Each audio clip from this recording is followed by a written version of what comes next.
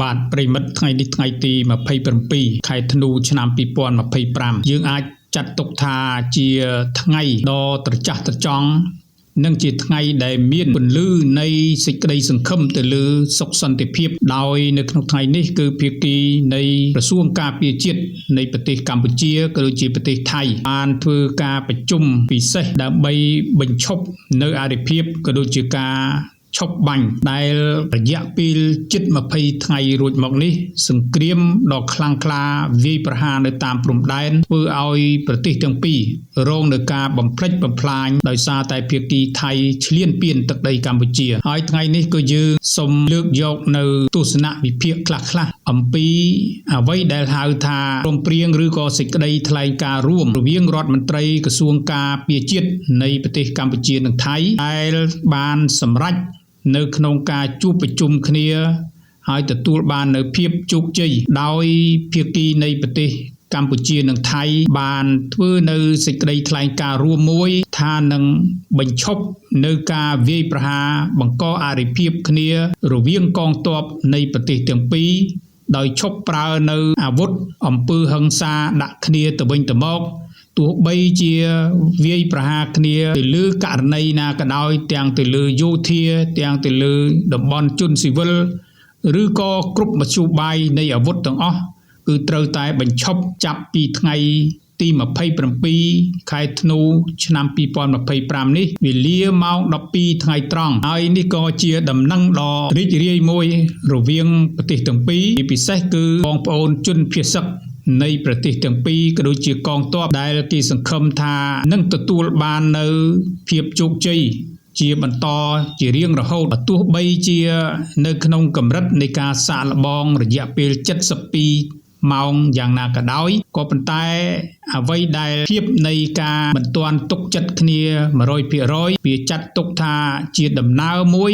ដែលប្រទេសទាំងពីរកំពុងតែឆ្ពោះទៅរកនៅសន្តិភាពរវាងប្រទេសទាំងពីរនោះហើយក្នុងអ្វីដែលប្រិយមិត្តបានឃើញនៅអ្វីដែលជាកិច្ចព្រមព្រៀងនៅក្នុងថ្ងៃនេះគឺវាមិនមែនជារឿងចម្លែកពេកនោះទេប៉ុន្តែវាក៏ជារឿងមួយដែលគួរឲ្យត្រេកអររីករាយសាទរទាំងប្រទេសទាំងពីរក៏ដូចជាបណ្ដាប្រទេសជាមិត្តដែលចង់បានឲ្យភាគីនៃប្រទេសទាំងពីរនេះមានសន្តិភាពរវាងគ្នាជាប្រទេសដែលជិតខាងភូមិផងរបងជាមួយមានមិត្តភាពរួមគ្នាអភិវឌ្ឍរួមគ្នាហើយក្តីសង្ឃឹមតែចាប់ផ្ដើមនៃការសាកល្បងនៅម៉ោង12ថ្ងៃទី27ខែធ្នូឆ្នាំ2025គឺម៉ោង12ថ្ងៃត្រង់នេះតទៅហើយទាំងអស់នេះហើយគឺជាសមិទ្ធផលនៃការប្រឹងប្រែងរវាងរដ្ឋាភិបាលកម្ពុជាកងទ័ពកម្ពុជាទាំងសម្ព័ន្ធមិត្តរបស់កម្ពុជានិងប្រទេសមហាអំណាចទាំងអស់ដែលបានចូលរួមនេះក៏អាចចាត់ទុកថាកម្ពុជាមិនមានការបោះបង់ទៅលើអ្វីដែលជាក្តីសង្ឃឹមរបស់ខ្លួននៃការតស៊ូដើម្បីសន្តិភាពទោះបីជាប្រទេសថៃបានប្រព្រឹត្តនៅអំពើបាញ់ប្រហារមុនមកលើកម្ពុជាអស់រយៈពេល3លើកយ៉ាងណាក៏ដោយនៅក្នុងសេចក្តីថ្លែងការណ៍រួមនេះក៏យើងសូមធ្វើការសង្ខេបដោយដល់នៅខ្លឹមសាររួមដោយមានការលើកឡើងខ្លះក៏មានការសង្ស័យថាតើសេចក្តីថ្លែងការណ៍រួមលើកទី3នេះវាមានអត្ថន័យខុសគ្នាជាមួយនឹងសេចក្តីថ្លែងការណ៍រួមឬក៏កិច្ចព្រមព្រៀងរួមគ្នាអស់រយៈពេល2លើកមកឬក៏យ៉ាងណាឬក៏មានអ្វីដែលជាការធានានៅក្នុងសេចក្តីថ្លែងការណ៍រួមនេះដែរឬទេពីព្រោះថានៅក្នុងសេចក្តីថ្លែងការណ៍រួមរយៈពេល2លើកនៃកិច្ចបត់ឈប់បាញ់ឬក៏កិច្ចព្រមព្រៀងសន្តិភាពធ្វើឡើង2លើកហើយក៏ប៉ុន្តែប្រទេសថៃនៅតែរំលោភបំពានហើយនៅក្នុងសេចក្តីថ្លែងការណ៍រួមចាស់នោះវាមិនមានបទបញ្ញត្តិឬក៏ការធានាឬក៏យ៉ាងណារឿងនេះប្រិយមិត្តបានដឹងរួចមកហើយខ្លឹមសារទាំងអស់នោះប៉ុន្តែយើងមិនចង់លើកអ្វីដែលជារឿងចាស់នោះទេយើងចង់លើកនៅសេចក្តីថ្លែងការណ៍រួមនៅក្នុងថ្ងៃទី27ខែធ្នូឆ្នាំ2025ដែលជាសេចក្តីថ្លែងការណ៍រួមបទឈប់បាញ់លើកទី3នេះដើម្បីធ្វើការសាកល្បងវិភាគជម្រាបជូនប្រិយមិត្តថាតើវាល្អប្រសើរឬក៏វាប្រឈមទៅនឹងហានិភ័យបន្តទៅទៀតឬក៏យ៉ាងណានៅក្នុងសេចក្តីថ្លែងការណ៍រួមរបស់រដ្ឋមន្ត្រីក្រសួងការពារជាតិនៃប្រទេសទាំងពីរកម្ពុជានិងថៃនេះគឺមានការចែងដល់ទៅ16ចំណុច គឺជាចំណុចសំខាន់ដែលពាក់ព័ន្ធទៅនឹងបទឈប់បាញ់នេះឯងបើយើងពិនិត្យទៅលើទស្សនវិជ្ជានិងស្មារតីនៃកិច្ចព្រមព្រៀងរួមនេះគឺយើងឃើញថាមានភាពល្អិតល្អន់ល្អប្រសើរហើយក៏មើលឃើញថាមានការចែងចំទៅនឹងស្ថានភាពជាក់ស្ដែងនៅក្នុងចំនួនរវាងកម្ពុជានិងថៃនេះយ៉ាងល្អប្រសើរបើប្រៀបធៀបជាមួយនឹងសេចក្តីថ្លែងការណ៍រួមមុនគឺយើងកាន់តែមានភាពលម្អិតជាងមុនអ្វីដែលគេចែងនេះគឺមានការលើកឡើងខ្លះក៏បានលើកឡើងថាតើវាគឺជាសេចក្តីថ្លែងការណ៍រួមដាច់ដោយឡែកអំពីសេចក្តីថ្លែងការណ៍រួមពីមុនមកហើយមិនទទួលស្គាល់សេចក្តីថ្លែងការណ៍រួមចាស់ឬក៏យ៉ាងណាឬក៏ផ្អែកនឹងយោងទៅតាមស្មារតីអ្វីខ្លះលើកិច្ចព្រមព្រៀងអ្វីខ្លះនៅលើសន្យាឬក៏អធិសញ្ញាដែលមានស្រាប់រួចមកហើយឬក៏កិច្ចព្រមព្រៀងផ្សេងដែលមានជាធរមានរវាងប្រទេសកម្ពុជានិងថៃកន្លងមកពាក់ព័ន្ធជាមួយនឹងបញ្ហាព្រំដែនពាក់ព័ន្ធទៅនឹងការបត់ឈប់បាញ់នេះការពិតទៅនៅក្នុងសេចក្តីថ្លែងការណ៍រួមនេះមានចែងក្រសោបទាំងអស់យោងទៅលើអ្វីដែលមានស្រាប់រួចមកហើយគឺមិនមែនជាសេចក្តីថ្លែងការណ៍រួមដាច់ដោយឡែកហើយបោះបង់ចោលនៅកិច្ចព្រមព្រៀងសន្តិភាពរបស់លោក Donald Trump ដែលបានធ្វើឡើងកាលពីថ្ងៃទី26ខែតុលាឆ្នាំ2025ឬក៏បទឈប់បាញ់កាលពីថ្ងៃទី28ខែកក្កដាឆ្នាំ2025នេះនិយាយសរុបទៅសេចក្តីថ្លែងការណ៍រួម16ចំណុចនេះគឺយើងបានឃើញថាជាការយោងទៅតាមអ្វីដែលមានស្រាប់ទាំងអស់មានន័យថាបទឈប់បាញ់នេះគឺអនុវត្តទៅតាមអ្វីដែលជាកិច្ចព្រមព្រៀងសន្តិភាពថ្ងៃ26តុលាឆ្នាំ2025 28កក្កដាឆ្នាំ2025គឺភាគីទាំងពីរត្រូវតែគោរពទៅតាមអ្វីដែលមានស្រាប់ហើយភាគីទាំងពីរត្រូវតែគោរពទៅលើអ្វីដែលជាកិច្ចព្រមព្រៀងរវាងកម្មវិការចម្រុះទូទៅ GBC រវាងប្រទេសទាំងពីរហើយក៏មានការបើកផ្លូវឲ្យគណៈកម្មាធិការ JBC នៅក្នុងការបន្តនៅសកម្មភាពវាស់វែងទៅលើរឿងខណ្ឌសីមាព្រំដែនរវាងប្រទេសទាំងពីរបន្តទៅទៀតដោយគ្មានអ្វីរារាំងគ្មានអ្វីដែលរអាក់រអួលឬក៏បញ្ឈប់នៅសកម្មភាពណាមួយនោះទេដូច្នេះនិយាយសរុបសេចក្តីមកគឺជាកិច្ចព្រមព្រៀងឬក៏សេចក្តីថ្លែងការណ៍រួមដែលឈប់បាញ់នេះគឺត្រូវតែអនុវត្តទៅលើអ្វីដែលមានស្រាប់ទាំងអស់ដូច្នេះហើយគេមិនមានការបារម្ភថាតើកិច្ចព្រមព្រៀងនេះភាគីថៃខ្សែលើឬក៏ភាគីកម្ពុជាខ្សែលើភាគីថៃនោះទេបើពិនិត្យទៅលើទស្សនវិជ្ជានិងស្មារតីនៃសេចក្តីថ្លែងការណ៍រួមនេះគឺហាក់ដូចជាមានការស្មើភាពគ្នាហើយមានការយោគយល់គ្នាច្រើនលម្អិតដែលក្នុងនោះគឺមានបទឈប់បាញ់ដែលបានបញ្ជាក់ថាបទឈប់បាញ់គឺត្រូវធ្វើឡើងនៅម៉ោង12ថ្ងៃត្រង់ហើយធ្វើឲ្យភាគីទាំងពីរកម្ពុជានិងភាគីនៃប្រទេសថៃជាពិសេសគឺខាងកងទ័ពនេះមិនត្រូវធ្វើសកម្មភាពអ្វីតទៅទៀតលើការប្រើប្រាស់ទាំងមធ្យោបាយសពាវុធគ្រប់ប្រភេទហើយមិនមានការចល័តមិនមានការបន្ថែមបន្ថយកងទ័ពនោះទេគឺរក្សានៅភាពដដែលទីតាំងដដែលគឺมันអាចរុលចូលមកដោយមិនមានប្រដាប់អាវុធក៏ដោយគឺมันអាចចល័តកងទ័ពទេនេះគឺជាអ្វីដែលបងប្អូនប្រជាពលរដ្ឋយើងមានការបារម្ភថាពេលដែលមានបទឈប់បាញ់ពួកគេនឹងដើរចូលនឹងពាត់របងបន្តទៅទៀតគឺមិនមានទេមានន័យថាជាការចែងរួចទៅហើយដើម្បីទប់ស្កាត់ទៅលើបញ្ហាទាំងអស់នេះហើយបងប្អូនយើងមួយចំនួនក៏មានការបារម្ភថាតើគេនឹងប្រើល្បិចជន់មីនបន្តទៅទៀតដើម្បីបង្កនៅបញ្ហាដើម្បីវាយប្រហារកម្ពុជាបន្តទៅទៀតឬក៏យ៉ាងណាចំណុចនេះប្រិយមិត្តបានតាមដានមើលឡើងវិញអំពីការចែងនៅក្នុងអ្វីដែលភាគីទាំងពីរបានគិតគូររួចទៅហើយថាកិច្ចការទាំងអស់នេះគឺរួមទាំងបញ្ហារឿងជន់មីនផងដែរមានន័យថាភាគីទាំងពីរនេះមិនអាចធ្វើអ្វីឬក៏បង្កើតនៅហេតុភេទអ្វីបន្តទៅទៀតនោះទេហើយការបញ្ជាក់ចុងក្រោយបន្ថែមទៀតថាទោះបីជាប្រើប្រាស់នៅ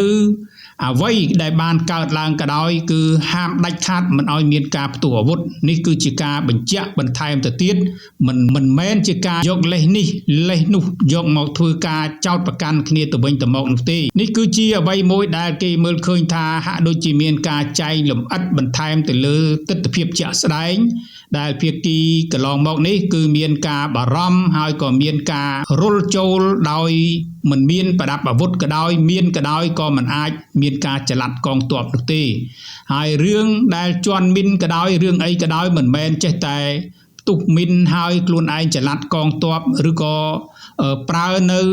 អ្វីដែលជាការមិនរក្សានៅភាពដើមហើយក៏ធ្វើឲ្យផ្ទុះមីនក៏ចោទមកភាគីខាងកម្ពុជានោះក៏មិនអាចចាត់ទុកនោះដែរហើយបើសិនជាមានការផ្ទុះមីនក៏ត្រូវបានធ្វើការស៊ើបអង្កេតឲ្យបានច្បាស់លាស់ជាមុនសិនទើបអាចចាត់ទុកថាជារឿងរំលោភឬក៏មិនរំលោភពាក់ព័ន្ធជាមួយនឹងសេចក្តីថ្លែងការណ៍រួមនេះ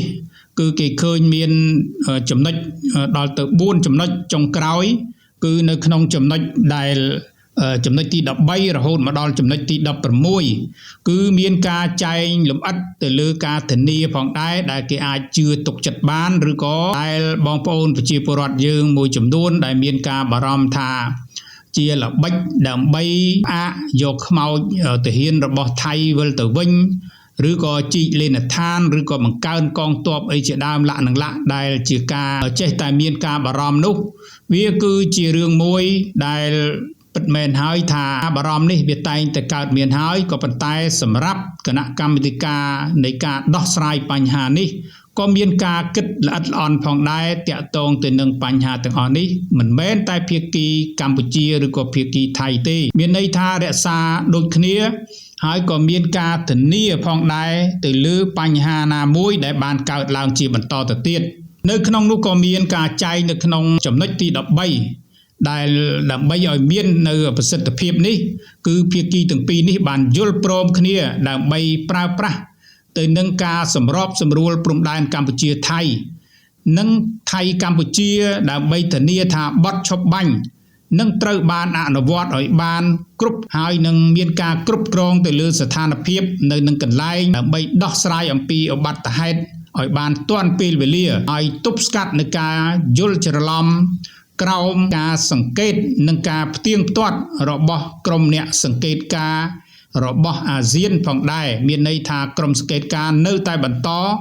ហើយនៅពេលដែលកើតឡើងគឺភាគីទាំងពីរត្រូវតែមានការសម្របសម្រួលដោះស្រាយនៅនឹងកន្លែងជាបន្ទាន់ដោយសារតែភាគីទាំងពីរនេះក៏មានអង្គភាពដើម្បីសម្របសម្រួលបើសិនជាមានឧបទ្ទហេតុណាកើតឡើងគឺមិនមែនចេះតែចោទគ្នាភ្លាមទេគឺត្រូវតែទូរស័ព្ទឬក៏កោះហៅគ្នាមកដោះស្រាយភ្លាមជាបន្ទាន់ដោយមានគណៈកម្មការឬក៏ខាងអាស៊ានដែលជាក្រុមសង្កេតការនៅតែបន្តអនុវត្តឬក៏បង្កើននៅការចូលរួមដើម្បីដោះស្រាយអំពីបញ្ហានេះផងដែរមិនត្រឹមតែប៉ុណ្ណោះនោះទេគឺភាគីទាំងពីរនេះគឺរក្សានៅខ្សែបណ្ដាញដើម្បីទំនាក់ទំនងជាប្រចាំនិងដោយផ្ទាល់រវាងរដ្ឋមន្ត្រីក្រសួងការពារជាតិនៃប្រទេសទាំងពីរក៏ដូចជាអគ្គមេបញ្ជាការកងកម្លាំងប្រដាប់អាវុធដើម្បីឆ្លើយតបភ្លាមចំពោះស្ថានភាពបន្ទាន់ដែលមិនអាចដោះស្រាយបាននៅក្នុងថ្នាក់មូលដ្ឋាននោះបើសិនបើជាចាំបាច់តំណាងជាន់ខ្ពស់របស់ភាគីទាំងពីរនេះនឹងត្រូវជួបប្រជុំគ្នាដើម្បីដោះស្រាយទៅលើបញ្ហាដែលកើតមានឡើងនៅនឹងកន្លែងឲ្យមានប្រសិទ្ធភាពថែមទៅទៀតនេះគឺជាអ្វីដែលគេបញ្ជាក់ដើម្បីជាការធានាទៅលើអ្វីដែលជាឧបទ្ទហេតុកើតឡើងមិនមែនគ្រាន់តែផ្ទុះអាវុធឬក៏ផ្ទុះគ្រាប់មីនដោយខ្លួនឯងភ្លាមហើយក៏ប្រកាសចោទបាញ់ប្រាវភ្លាមនោះគឺជាការរំលោភបំពានហើយបើទោះបីជាភាគីដែលកំពុងតែរងគ្រោះឧទាហរណ៍បញ្ហាមីនហើយមិនបានសួរនាំមិនបានធ្វើសេចក្តីសម្រេចមិនបានធ្វើការស្រាវជ្រាវច្បាស់លាស់ទេហើយបែរជាបង្កើតទៅនឹងការបាញ់ប្រហារហើយចោទភាគីម្ខាងទៀតថាជាការផ្ទុះមីនវាគឺជាលេសតែប៉ុណ្ណោះនេះគឺជាអ្វីដែលគេអាចចាត់ទុកភាគីដែលមានការវាយប្រហារគេដោយគ្មានការស៊ើបអង្កេតនោះគឺជាអ្នកដែលឈ្លានពានឬក៏អ្នកដែលបាញ់មុននេះគឺជាអ្វីដែលជាការគ្រោងទុកមួយហើយមែនទែនទៅគឺក្រុមការងារនេះនឹងអាចមានការជូនដំណឹងគ្នាទៅវិញទៅមកជាបន្ទាន់ដើម្បីធ្វើការដោះស្រាយតាំងពីថ្នាក់ក្រោមរហូតទៅដល់ថ្នាក់អគ្គមេបញ្ជាការកងទ័ពរហូតទៅដល់រដ្ឋមន្ត្រីនិងរដ្ឋមន្ត្រីទាំងពីរនេះត្រូវដោះស្រាយតាមរយៈខ្សែទូរស័ព្ទគ្នាបន្ទាន់ភ្លាមផងដែរ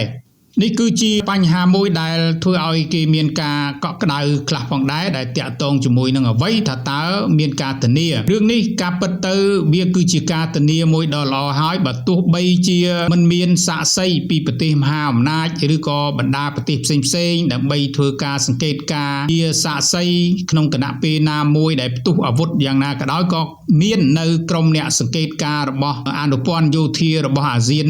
រួចទៅហើយដូច្នេះហើយភាគីទាំងពីរនេះគឺមានន័យថាពួកគេនឹងមានការជឿជាក់ទៅលើគ្នាដូច្នេះអ្វីដែលជាការផ្ទុះឡើងវិញបើសិនជាភាគីថៃចង់កនៅបញ្ហាផ្សេងៗតើការផ្ទុះមីននេះឬក៏ការបង្កហេតុផ្សេងៗនេះស្រាប់តែចោទភាគីកម្ពុជាតែម្ដងដោយមិនបានឆ្លងកាត់ទៅលើការស៊ើបអង្កេតអំពីភាគីទាំងពីរគឺគ្រប់ជាន់ថ្នាក់តាំងពីថ្នាក់មូលដ្ឋានរហូតទៅដល់អគ្គមេបញ្ជាការកងទ័ពរហូតទៅដល់រដ្ឋមន្ត្រីក្រសួងការពារជាតិនោះទេគឺចាត់ទុកថាជាការរំលោភបំពានទៅហើយដូច្នេះភាគីណាដែលប្រព្រឹត្តនៅអំពើនៃការផ្ទុះអាវុធដើម្បីវាយប្រហារមកភាគីណាមួយមុននោះហើយមិនបានធ្វើការឆ្លងកាត់នៃការស៊ើបអង្កេតនិងការសម្រេចអំពីរដ្ឋមន្ត្រីក្រសួងការពារជាតិនៃប្រទេសទាំងពីរទេមានន័យថាភាគីម្ខាងទៀតគឺជាការរំលោភបំពានហើយចំណុចនេះក៏មានការលើកឡើងផងដែរថាបើសិនជាភាគីថៃនៅតែប្រើល្បិចហើយមិនឆ្លងកាត់នៅការដោះស្រាយអំពីរដ្ឋមន្ត្រីក្រសួងការពារជាតិឬក៏អគ្គមេបញ្ជាការកងទ័ពនៃប្រទេសទាំងពីរនោះទេតើបើសិនជាថៃរំលោភតើធ្វើអីថៃនេះគឺជារឿងមួយដែលបងប្អូនប្រជាពលរដ្ឋនៅតែមានការបារម្ភចំណុចនេះដូចដែលប្រិយមិត្តបានដឹងហើយថារឿងដែលជាកិច្ចព្រមព្រៀងនេះបើទោះបីជាមានលិខិតមានឯកសារចែងយ៉ាងណាក៏ដោយបើសិនជាមានភាគីម្ខាងទៀតចង់រំលោភគឺម៉ោងណាអាចរំលោភបានម៉ោងនោះអាចផ្ទុះអាវុធបានគ្រប់ពេលវេលាហើយទោះបីជាមានការផ្ទុះអាវុធពិតមែនប្រិយមិត្តបានដឹងរួចទៅហើយថាជាការរំលោភទៅលើច្បាប់ដូច្នេះហើយច្បាប់នេះគឺជាកិច្ចព្រមព្រៀងនេះគឺបានបញ្ជាក់រួចទៅហើយអាចនឹងធ្វើឲ្យបណ្ដាប្រទេសផ្សេងៗក៏មានការយល់ឃើញកាន់តែខ្លាំងឡើងហើយក៏អាចនឹងមានការដាក់សម្ពាធទៅកាន់ប្រទេសថៃឬក៏ប្រទេសកម្ពុជាបើសិនជាភាគីណាមួយជាអ្នករំលោភនោះ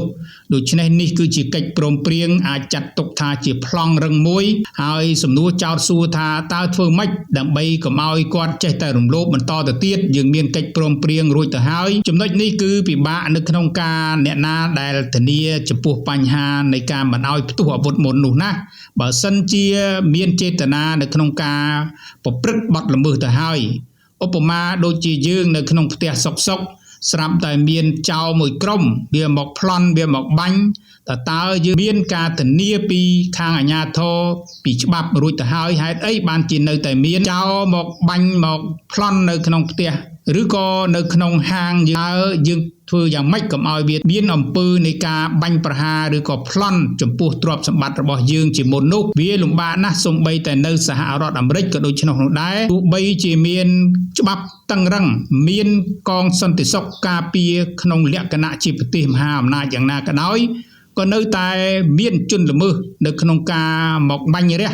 មកចង់បង្កហេតុនៅស្ទើរតែគ្រប់ពេលវេលាផងដែរដូច្នេះរឿងដែលធានាលើសអំពីច្បាប់ធានាលើសអំពីកិច្ចព្រមព្រៀងគឺមិនមានទេនៅលើពិភពលោកនេះក៏ប៉ុន្តែសំណួរខ្លះចោទសួរថាតើជនល្មើសនោះអាចនឹងធ្វើពួកវាបានដែរឬទេយោងទៅតាមច្បាប់យោងទៅតាមការគ្រប់គ្រងនិងការទទួលខុសត្រូវដឹងឮជាសាធារណៈជាសកលបិទណាស់ថាទោះបីជាវាមានការវាយប្រហារក្នុងរយៈពេលខ្លីក៏ដោយប៉ុន្តែពួកវានឹងអាចធ្វើឲ្យជាប់នៅក្នុងសំណាញ់ច្បាប់ហើយត្រូវបានគេថ្កោលទោសនិងធ្វើការដាក់សម្ពាធទៅតាមមធ្យោបាយផ្សេងៗបាននៅក្នុងចំណុចនេះគឺជាចំណុចមួយដែលតាក់ទិនទៅនឹងអ្វីដែលជាវិធានការនៃការធានាអះអាងក៏ប៉ុន្តែទោះបីជាយ៉ាងណាក៏ដោយដើម្បីធានាអំពីអសន្តិសុខនេះក៏គេមើលឃើញថាកម្ពុជាក៏ត្រូវតែពង្រឹងថែមទៅទៀតទៅលើអ្វីដែលធ្វើឲ្យភាគីម្ខាងទៀតមានការបារម្ភបើសិនជាខ្លួនប្រព្រឹត្តនៅអំពើរំលោភបំពានណាមួយនោះដូចដែលកន្លងមកនេះយើងជឿជាក់ថាកិច្ចព្រមព្រៀងសន្តិភាពមាន2រួចមកហើយប៉ុន្តែហេតុអីបានជាភាគីថៃរំលោភបំពានរហូតទៅដល់ បង្កើតបាននៅកិច្ចព្រមព្រៀងសន្តិភាពទី3នេះឬក៏កិច្ចព្រមព្រៀងឈប់បាញ់លើកទី3នេះបន្តទៅទៀតនោះគឺដោយសារតែគេមិនទាន់បានដឹងអំពីកម្លាំងយោធាកម្លាំងទប់ស្កាត់របស់ភាគីកម្ពុជាដូច្នេះហើយទើបគេប្រព្រឹត្តការសាកល្បងលើកទី3កន្លងមកនេះគឺបង្កសង្គ្រាមកើតឡើងក៏ប៉ុន្តែភាពបរាជ័យមិនអាចធ្វើអ្វីកងទ័ពកម្ពុជាមិនអាចធ្វើអ្វីចំពោះកម្ពុជាបានហើយគេនឹងវិលទៅរកនៅអ្វីដែលជាការគោរពច្បាប់គោរពនៅកិច្ចព្រមព្រៀងវិញក៏ថាបាននោះដែរនេះគឺជាចំណុចមួយហើយក៏មានការចោទចេញជាសំណួរថាតើអាចមានរំលោភបន្តទៅទៀតដែរឬទេនៅក្នុងចំណុចនេះគេអាចដោយអ្វីដែលយើងបានលើកហើយថាបើសិនជាគេរំលោភហើយគ្មានប្រយោជន៍រំលោភហើយគេត្រូវរងនៅការវាយបំបាក់ហើយនឹងទទួលនៅការបរាជ័យនោះគឺមានន័យថាគេនឹងមិនបន្តរំលោភតទៅទៀតទេវាអាចជាការមួយខាតប្រយោជន៍ខាតមុខមាត់ហើយនឹងមានការបំផ្លិចបំផ្លាញចំពោះខ្លួនឯងទៅវិញនោះទេដូច្នេះហើយគ្មានអ្វីដែលអាចឆ្លើយជំនួសភាគីនៃប្រទេសថៃបានទេយើងគ្រាន់តែមានការធ្វើការវិភាគថាតើកន្លងមកសង្គ្រាមចុងក្រោយនេះថៃទទួលបានជ័យជំនះឬក៏អត់ហើយបើសិនជាថៃមិនទទួលបានជ័យជំនះទេគេជឿជាក់ថាកិច្ចព្រមព្រៀងនេះគឺជាកិច្ចព្រមព្រៀងចុងក្រោយហើយមានន័យថាថៃនឹងឈប់នៅការសម្មាលសម័យលើមហិច្ឆតាចង់ឈ្លានពានទឹកដីកម្ពុជាតទៅទៀតហើយយើងសង្ឃឹមថាទោះបីជាការសាកល្បងឈប់បាញ់72ម៉ោងនេះ